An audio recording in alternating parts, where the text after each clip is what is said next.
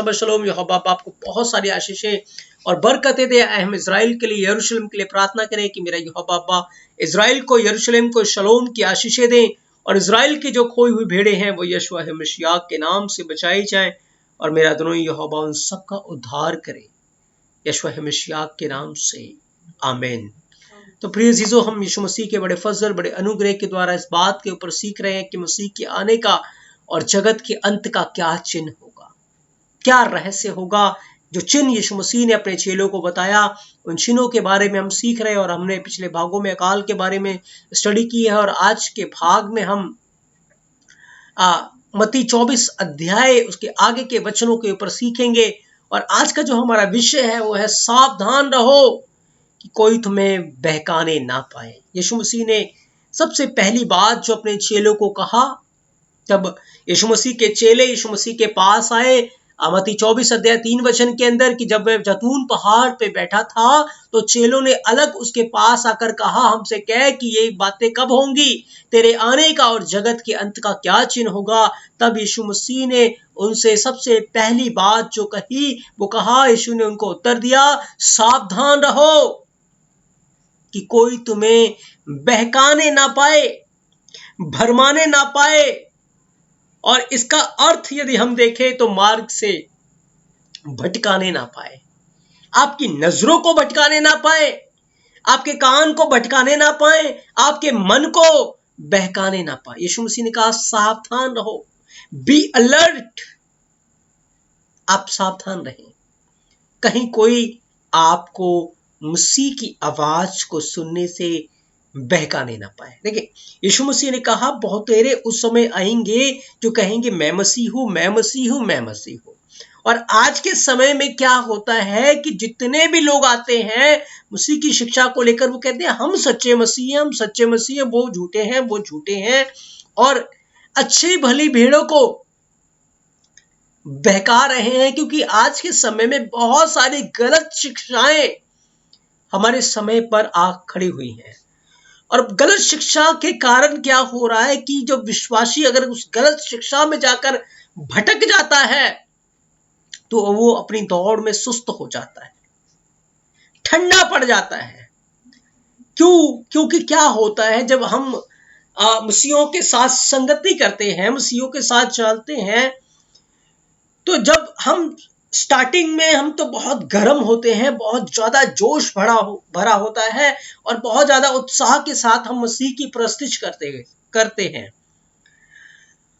और धीरे धीरे क्या होता है कि हमारा जो प्यार है, हमारा जो जोश है, हमारा जो प्रार्थना करने का समय है, बाइबल को पढ़ने का समय है, वचन के ऊपर मनन करने का समय, वो धीरे धीरे बहुत ठंडा पड़ने लगता है, वो कम होने लगता है।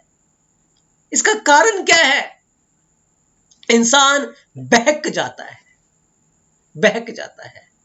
और ये बहकना कैसे है? किसी संगति में आकर। वचन के अंदर लिखा है कि बुरी संगति अच्छे चरित्र को बिगाड़ देती है। तो यीशु मसीह ने कहा सावधान रहो, कोई तुम्हें बहकाने ना पाए। यानी कि कोई इंसान आएगा आपको बहकाने के लिए, कोई इंसान के रूप में दुष्ट आएगा आपको बहकाने के लिए, किसी जीव के रूप में कोई आएगा, किसी रिश्तेदार के रूप में कोई आएगा आपको बहकाने के लिए। और जो बहक जाएंगे वो नाश हो जाएंगे, जो बहक जाएंगे। सावधान। आज क्या है, जिस चर्च के अंदर, कलीसिया के अंदर हम जा रहे हैं या जिन लोगों में हम व्यतीत करें, वहां कुछ भेड़े भी हैं और कुछ बकरियां भी हैं। प्रिय सीसो, कुछ चरवाहे भी हैं और कुछ भेड़िए भी हैं, फाड़ खाने वाले। और जो भेड़ बकरियों के चक्कर में बहक जाती है, मैंने बहुत सारे ऐसे लोगों को देखा है, वो उनका पहरावा सिंपल होता है, बढ़िया होता है, लेकिन जब वो ऐसे लोगों के साथ जुड़ जाते हैं जो फैशन में है, मेकअप में, धीरे धीरे उनका रंग उनके ऊपर चढ़ना शुरू हो जाता है।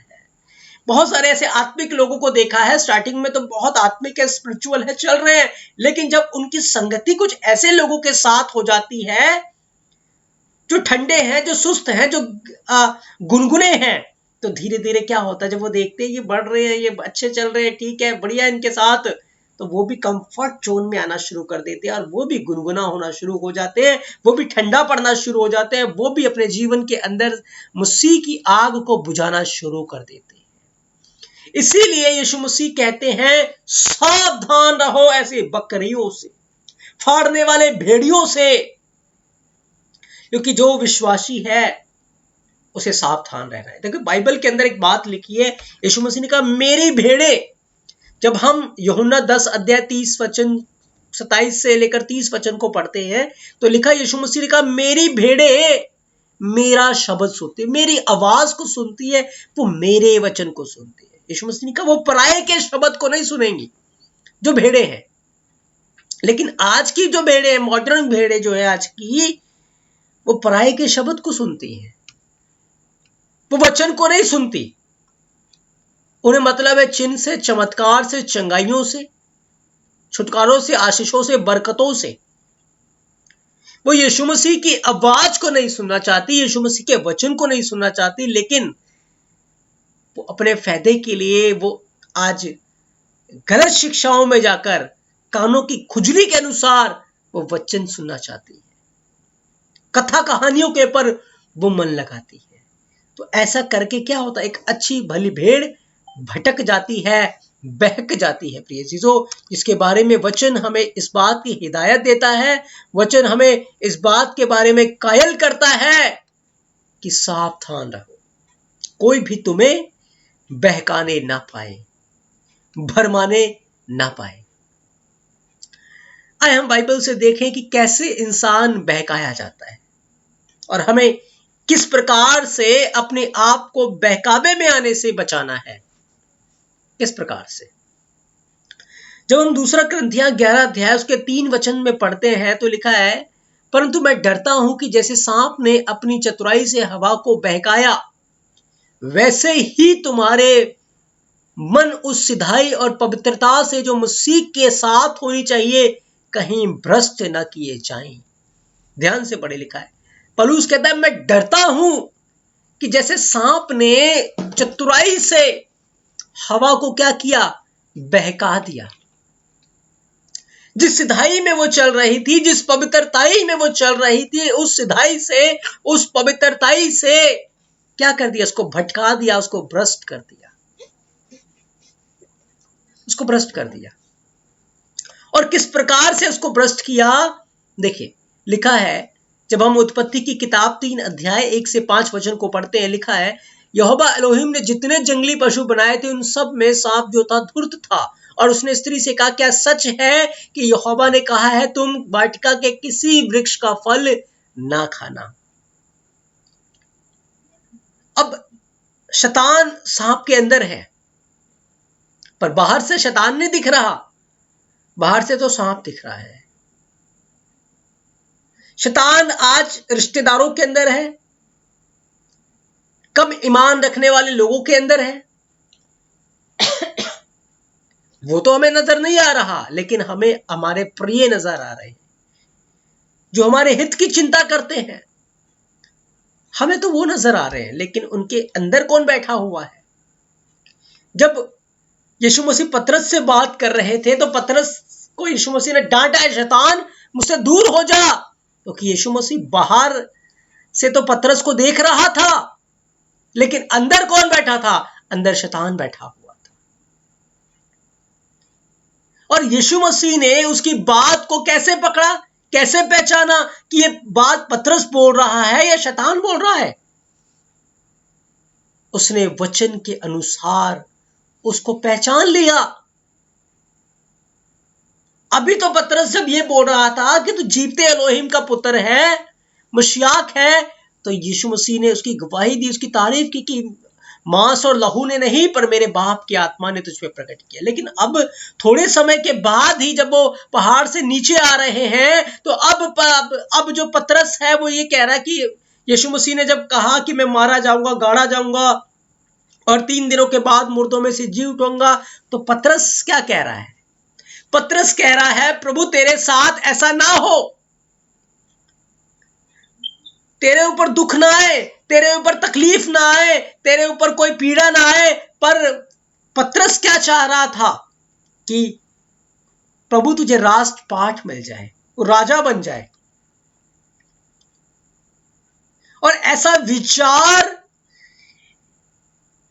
और ऐसी बातें वो यीशु मसीह के आगे रखने लगा, जिसके द्वारा, जिस उद्देश्य से यीशु मसीह इस दुनिया के अंदर आए थे, उस उद्देश्य से वो यीशु मसीह को भटकाना चाहता था। लेकिन यीशु मसीह ने तुरंत उसकी बातों को पकड़ लिया, तुरंत उसकी बातों को पकड़ लिया। मैं आपको एक बात बताता हूं, जब शैतान हवा के पास आया सांप के रूप में, तो हवा को बहकाया उस फल को खाने के लिए, और लालच क्या दिया कि अगर तू फल को खा लेगी तो तेरी बुद्धि जो है वो बहुत बढ़ जाएगी, तुम परमेश्वर के तुल्य हो जाओगे। यानी कि उसका जो ध्यान था वो यहोवा से हटाकर उसे अपने ऊपर लगा दिया। उसका ध्यान यहोवा से की ओर से हटाकर उसने उसका ध्यान उसके ऊपर लगा दिया। यहां पतरस के अंदर शैतान क्या कर रहा है? यीशु मसीह का ध्यान पिता की बातों से हटाकर, जिस काम के लिए पिता ने उसे भेजा, जिस उद्देश्य के लिए, जिस मकसद से पिता ने उसे भेजा, उस उद्देश्य से, उस मकसद से उसके ध्यान को हटाकर कहां? उसका ध्यान शरीर के ऊपर लगाना चाहता था, क्योंकि शरीर कभी भी नहीं चाहेगा कि शरीर के ऊपर दुख आए, शरीर के ऊपर तकलीफ आए, शरीर के ऊपर पीड़ा आए। वो यीशु मसीह को बहकाना चाहता था, जैसे सांप ने हवा को बहका दिया, हवा को बहका दिया। पर यीशु मसीह ने तुरंत उसे डांटा, तुरंत इस बात को वो पहचान गया कि ये बात पतरस नहीं बोल रहा, पर पतरस के अंदर कोई और है।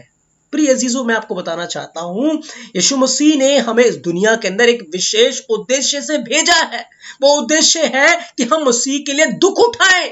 वो उद्देश्य है कि हम अपनी आत्मा के लिए जागते रहें, औरों की, अपने भाइयों के लिए, अपने बहनों की आत्मा के लिए जागते रहें, उनके लिए निवेदन करें, उनके लिए प्रार्थना करें कि यहोवा उनकी आत्माओं को उद्धार दे। हम जागते रहें और प्रार्थना करते रहें, हम मसीह की ओर ताकते रहें, मसीह के कारण दुख उठाएं, मसीह की ओर ताकते रहें, मसीह हमें नजर आए। हम अपने आत्मिक जीवन के बारे में सोचते रहें कि मैं अपने आत्मिक जीवन में बढ़ रहा हूं या नहीं बढ़ रहा। हमें इसलिए बुलाया गया कि हम अपने स्वभाव से, अपनी बातों से मसीह के प्रेम को प्रकट करें, मसीह की देह को प्रकट करें, मसीह के जलाल को प्रकट करें, मसीह को दिखाएं अपने जीवन से। लेकिन किसी न किसी भाई ने आकर, किसी न किसी बहन ने, जो कलीसिया का ही था, जो बड़ा देखने में बहुत आत्मिक था, उसकी बातें बड़ी आत्मिक लगती थी, उसने आकर क्या किया? आकर हमें बहका दिया। तेरी पर्सनैलिटी बड़ी जबरदस्त है, थोड़ा और मेंटेन करके क्यों नहीं रखता है इसको? उसने आके क्या हमारा, उसने वचन की ओर से हमारा ध्यान हटाकर हमारे ऊपर अपना ध्यान लगा दिया। तो जिम ज्वाइन कर ले, तेरी पर्सनैलिटी, तेरी चीजें तो और निखर जाएंगी। तू ये शुरू कर दे, तू वो शुरू कर दे, तू ये ले ले, तू वो ले ले। फिर वो थोड़ी थोड़ी बातें करते हैं, अरे वो तो ऐसे चल रहा था, अरे वो तो वैसे कर रहा था। फिर हंसते हैं, कितना बढ़िया था, अब ये है। क्या कर रहा है? वो आपका ध्यान यहोवा के वचन से हटाकर शरीर के ऊपर लगा रहा है। जैसे शैतान ने क्या किया? यहोवा की ओर से हवा की आंखें हटाकर शरीर के ऊपर लगा दिया कि हवा अभी जैसी तू दिख रही है, अभी जिस महिमा में तू है, वो तो छोटा है। अगर तू फल खा लेगी तो फिर तो तू परमेश्वर के तुल्य हो जाएगी, तो यहोवा के तुल्य बन जाएगी। और वो तुरंत उसकी बातों में फंस गई। और आज हम भी कलीसिया के अंदर या अपने लोगों के अंदर उनकी बातों में तुरंत आ जाते हैं और अपना ध्यान बहुत जल्दी वचन से हटाकर, इधर उधर की यहोवा के जलाल से हटाकर, यहोवा की ओर से हटाकर अपने शरीर के ऊपर लगाते हैं, शारीरिक कामों के ऊपर लगाते हैं। अच्छा पैसा कमाना चाहते हैं, प्रसिद्धि हासिल करना चाहते हैं, मैं ये नहीं कहता आप ना करें, पर मैं ये कहता हूं आप यहोवा की ओर ताकें, उसकी से प्रार्थना में समय गुजारे, यहोवा सब कुछ आपको देगा।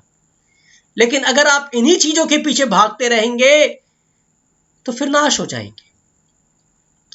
आज हम अपने दिन का आप इस बात को देखें कि आप कितना सारा समय सिर्फ अपनी देह को, मिट्टी को संवारने में, मिट्टी को मेंटेन करके रखने में, मिट्टी को सुंदर दिखाने में लगे रहते हैं कि मैं सुंदर दिखूं, मेरी पर्सनैलिटी जबरदस्त हो, मेरे वस्त्र बहुत अच्छे हो, मेरा हेल्थ सिस्टम बहुत अच्छा हो, और ऐसी बातों में हम इस मिट्टी को संवारने में, मिट्टी को बढ़िया बनाने में लगे रहते हैं। लेकिन मिट्टी के ऊपर की गई मेहनत व्यर्थ है, क्योंकि ये मिट्टी में मिल जाएगा प्रिय यीशु। चाहे आज मिले, चाहे कल मिले, चाहे 2 साल बाद, चाहे 10 साल बाद या 20 साल बाद, इसे जाना मिट्टी में ही है। मैं कहता हूं कि मिट्टी के ऊपर मेहनत करना छोड़ दीजिए, ये व्यर्थ है।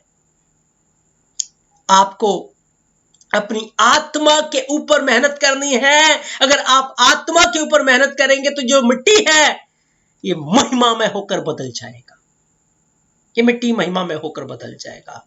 याद रखिए, इस देह को बनाने वाला यहोवा है, इस शरीर को रचने वाला वो है। अगर वो इस शरीर के अंदर रहेगा, इस मंदिर में रहेगा, तो बीमारियां, टेंशन, परेशानियां, चिंता, समस्याएं फिर हमारे साथ नहीं रहेंगी। पर क्योंकि हमारा ध्यान उस जीवते यहोवा से बहकाकर, भटकाकर हमारे ऊपर लग गया है, हमने अपनी आंखें वहां से हटाकर अपने ऊपर लगा ली, क्योंकि कोई ना कोई आया हमारी लाइफ के अंदर जिसने हमारी आंखों को यहोवा से हटा दिया। आज मैं देखता हूं चर्चों के अंदर या मसीह भाइयों बहनों में वचन की बातें तो नहीं होती हैं, लेकिन इधर उधर की बातें बहुत होती है, और बड़े ध्यान से, बहुत मजे से सुनते हैं और बहुत मजा आता है। उसके बाद वही बातें उनके मन में चलती रहती है। बहुत सारे लोग कहते हैं मुझे वचन याद नहीं रहता, पर लेकिन उसने क्या कहा था, उधर क्या हुआ था, ये सारी बातें इधर उधर की याद रहती है, वचन याद नहीं रहता। क्यों? क्योंकि उन बातों के ऊपर ही मनन कहते हैं।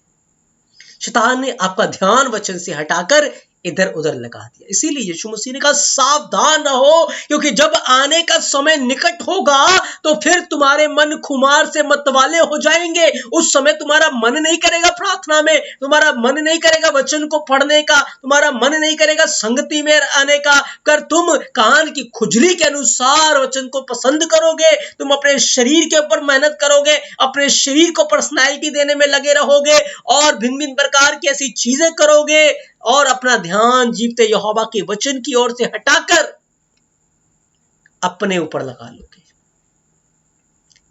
मैं कहता हूं कि पौलुस को देखो, कभी उसने परवाह नहीं की को खा रहा है, पी रहा है, नहीं खा रहा, लेकिन उसने यहोवा के लिए अपने आप को कुर्बान कर दिया। क्या उसकी बॉडी के अंदर कोई बीमारी थी? क्या उसके शरीर में कोई रोग था? नहीं, वो महिमा से परिपूर्ण था। पतरस को देखो, क्या उसने कोई जिम ज्वाइन किया? क्या उसने कोई ऐसा परिश्रम किया? पर उसकी सारी परिश्रम मसीह के लिए थी। आज मसीह लोग अगर घुटने टेक कर प्रार्थना करें, यदि आज मसीह लोग अपना ध्यान यहोवा की ओर लगा के रखे, सच में बाइबल बयान करती जितने रोग यहोवा कहता मैंने मिस्रियों के ऊपर भेजा है, कोई भी तुम्हारे ऊपर नहीं भेजूंगा। लेकिन आज मसीह लोग कर ही नहीं रहे। उनका ध्यान सिर्फ डॉक्टरों के ऊपर, दवाइयों के ऊपर है। बस अब वो उनके लिए मैं कहता हूं खुदा बन गया है। आज मसीहों के अंदर ये ईमान ही नहीं है, ये विश्वास ही नहीं है कि मसीह हमें चंगा कर सकता है। मैं सच में आज बहुत हैरान है हम इस बातों से, क्योंकि आज ऐसा ही हो रहा है। क्यों? क्योंकि आज के विश्वासी, आज के पासवान भी, आज के लोग भी बहक गए हैं यहोवा के वचनों से, उस ईमान से बहक गए हैं। मेरे कहने का अर्थ ये नहीं है कि आप दवाइयां ना लें, डॉक्टर आपको कह रहा है कोई परेशानी। मेरे कहने का अर्थ है कि हम अपना ध्यान दवाइयों में ही ना लगा लें, हम अपने ध्यान सिर्फ अपनी बॉडी के ऊपर ही ना लगा लें, हम अपना ध्यान सिर्फ अपने जीवन के ऊपर या अपने परिवार के ऊपर या अपने घर या किसी भी चीज के ऊपर ऐसा ना लगा ले। क्योंकि शैतान क्या चाहता है? हमारी आंखों को यहोवा से हटाकर, बहकाकर और चीजों के ऊपर लगाना चाहता है। हम अपना ध्यान, हम अपनी सोच यहोवा के ऊपर लगाएं। यीशु मसीह ने कहा, मेरी भेड़े मेरा शब्द सुनती है। याद रखें, यदि आपने अपना ध्यान यीशु मसीह के वचनों के ऊपर लगा के रखा, सावधान रहे उसके वचन की पालना करने में, उसके वचन को पढ़ने में, तो याद रखें आप महिमा में वस्त्र से परिपूर्ण होंगे। आपको एक महिमा में शरीर दिया जाएगा। जब ये मिट्टी का शरीर मिट्टी में चला जाएगा तो उसके बाद एक महिमा में देह हम काट लेंगे। लेकिन याद रखें, यदि हम अपना ध्यान संसारिक और शारीरिक चीजों के ऊपर लगा के रखेंगे, तो जैसे हवा ने उस फल को खा लिया और पता चला वो नंगी हो गई, आदम नंगा हो गया। लदूकिया के कलीसिया को यीशु मसीह ने कहा, तू कहता मैं धनवान हूं पर मेरी दृष्टि में तू नंगा है। याद रखिए, हम भी उस समय नंगे हो जाएंगे। मिट्टी में तो शरीर जाएगा, लेकिन उसके बाद वो अनंत आग में नंगा तड़पता रहेगा। फैसला हमारे हाथों में है। यदि अभी तक हम भटक चुके हैं तो आज हमें मसीह के वचन में फिर से लौट के आना है, लौट के आना है। गौर करें अपने जीवन के ऊपर, गौर करें अपने जीवन के ऊपर कि कहीं किसी भाई की बातों में, कहीं किसी को देखकर आज मैं मसीह के वचन से भटक तो नहीं गया हूं। मसीह के उस गवाही से, उस आग से जो मेरे अंदर थी, उस प्रार्थना का जीवन जो जिस प्रार्थना से मैं कर रहा था, आज वो सारी चीजें हट तो नहीं गई है, मैं ठंडा तो नहीं पड़ता जा रहा हूं। चेक करें अपने जीवन को, क्योंकि आज 90% विश्वासी जो है वो सच में भटक चुके हैं। प्रिय यीशु, वो बहकावे में आ चुके हैं, और जिस दौड़ में उन्हें दौड़ना चाहिए, जिस मार्ग में उन्हें चलना चाहिए, उस मार्ग को छोड़कर कोई और ही मार्ग ले लिया है। उन्हें बहुत टेंशन है कि हम मोटे हो रहे हैं या पतले हो रहे हैं। उन्हें बहुत टेंशन है इस बात की कि मेरे पास ये नहीं है या मेरे पास वो नहीं है। उन्हें बहुत टेंशन है अपने परिवार की, घर की, चिंता की, लेकिन यहोवा के राज्य की कोई चिंता नहीं है। आज मसीहियों को बहुत चिंता है कि मेरे पास घर होना चाहिए, गाड़ी होना चाहिए, ये सब होना चाहिए, उसने मुझे ऐसे क्यों कहा, या ये होना चाहिए। इन सारी बातों की बहुत चिंता, लेकिन यहोवा के राज्य के लिए आज रूहें नाश हो रही हैं, नशों में नाश हो रही, बच्चे नाश हो रहे हैं। आज मसीह परिवारों के अंदर, चर्चिस के अंदर मैं देखता हूं बच्चे बैठकर वीडियो गेम खेलते हैं। जवान बहनों को मैं देखता हूं, कोई आत्मिकता नहीं है। भाइयों को देखता हूं, कोई आत्मिकता नहीं है। याद रखें, मैं कुछ कर नहीं सकता, बदल नहीं सकता, लेकिन याद रखें, जब मैं घुटनों के बल यहोवा के चरणों में आता हूं और आंसुओं को बहाता हूं, तो यहोवा हमारी आंसुओं को अपनी कुप्पी में रख लेता है। और आंसुओं के साथ की गई प्रार्थना, यहोवा के राज्य के लिए की गई प्रार्थना व्यर्थ नहीं जाएगी। प्रिय यीशु, आए हम उस मार्ग में लौट आए जिस मार्ग में यीशु मसीह चाहते थे कि हम चलें, पर कलीसिया आज भटक चुकी है, बहकावे में आ चुकी है और कोई दूसरा ही मार्ग ले लिया। आज हम अपने घुटनों के बल आए, अपने पड़ोसी के लिए प्रार्थना करें, अपने बच्चों के लिए प्रार्थना करें, अपनी बीवी के लिए प्रार्थना करें, अपने साथ जुड़े हुए लोगों के लिए प्रार्थना करें। आज हमारे मन के अंदर कलीसिया के लोगों के लिए, अपने पड़ोसी के लिए, अपने परिवार के लोगों के लिए कुछ नफरत भरी पड़ी है।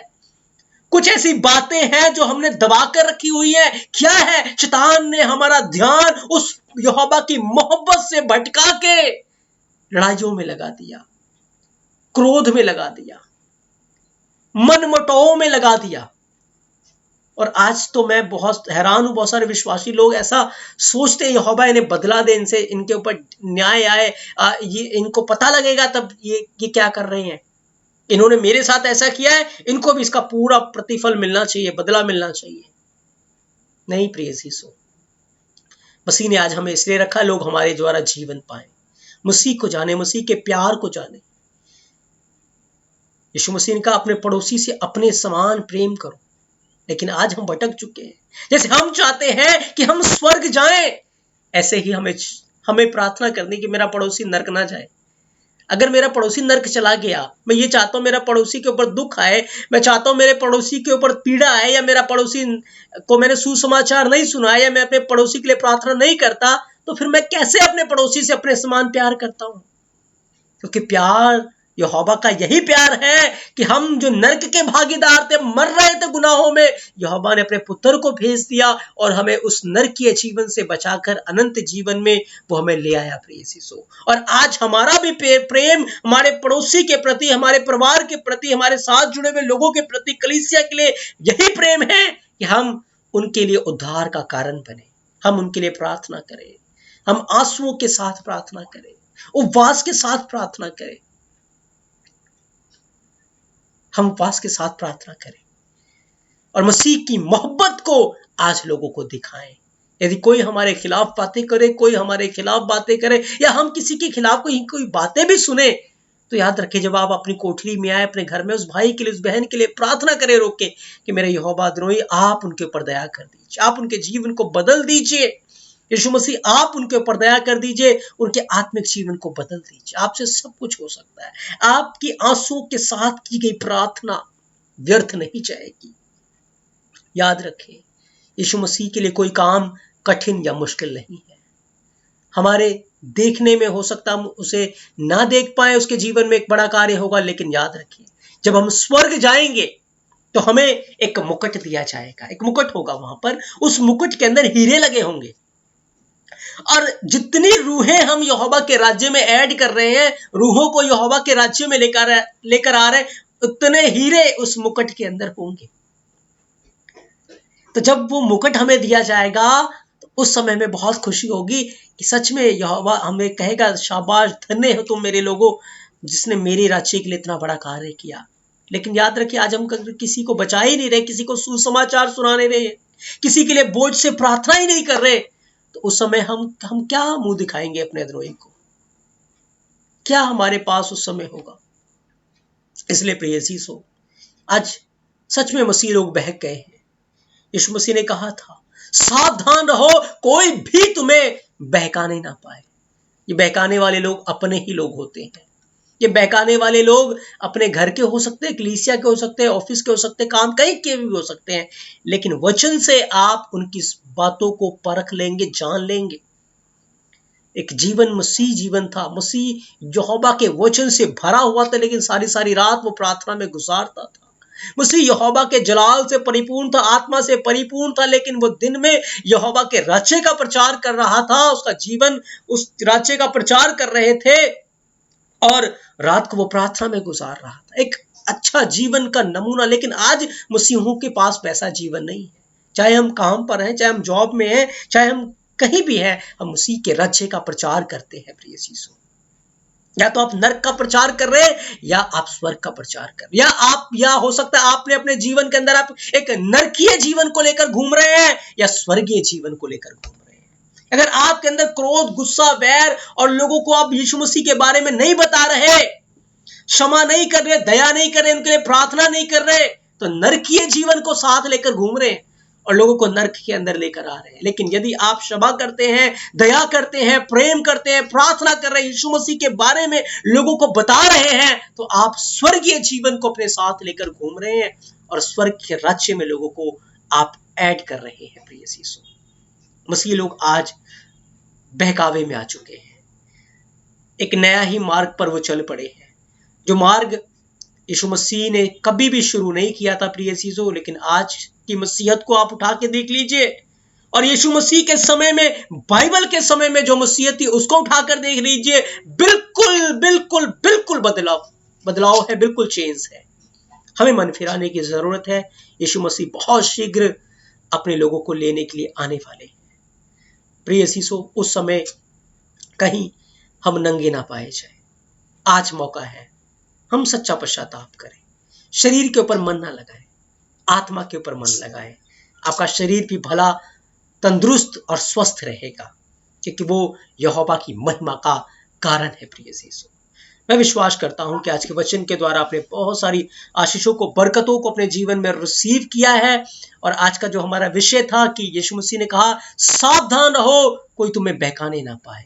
इस विषय को लेकर हम और भी ज्यादा डिटेल में बातों को सीखेंगे, और मैं विश्वास करता हूं कि जो मसीह की कलीसिया आज बहकावे में आ चुकी है, भटक चुकी है, वो भटकी हुई नहीं रहेगी। हमारी प्रार्थनाएं, हमारे आंसू मसीह में व्यर्थ नहीं है, पर वो फल लेकर आएंगे और मसीह की कलीसिया फिर से जागृत होकर कंधे से कंधा मिलाकर एक मन होकर यहोवा से प्रार्थना करेंगे। यहोवा बाबा अपने इस पवित्र वचन के द्वारा आपको बहुत सारी आशीषें और बरकतें दे। आमीन। आमीन।